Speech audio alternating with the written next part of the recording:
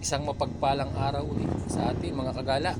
Welcome po ulit sa ating vlog, ang Gwardyang Gala Motovlog.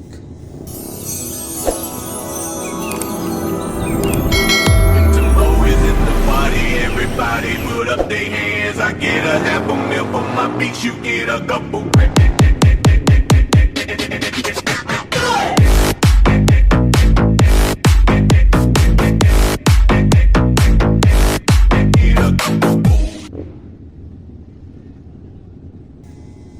In today's video po ay nais ko pong i-share sa inyo ang mga gabay para sa isang maganda at maayos na pagsasama bilang mag-asawa.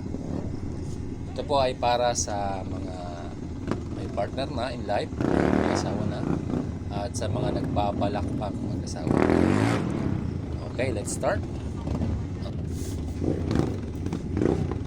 Unang gabay, dapat may komunikasyon dahil ito ang susi ng matagumpay na pagsasama.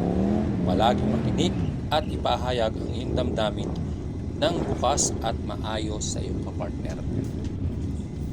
Pangalawang gabay, magtulungan sa mga gawaing bahay at responsibilidad. Ang pagbabahagi ng mga trabaho ay magpapalakas ng samahan at pagpapahalaga ninyo sa isa't isa. Ikatlong gabay, magbigayan ng oras para sa isa't isa kahit gaano ka pa busy.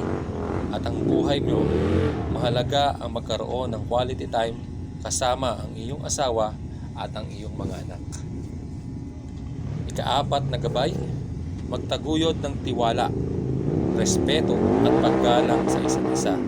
Ito ang matindi at magandang pundasyon ng matibay na ugnayan ninyo kasama.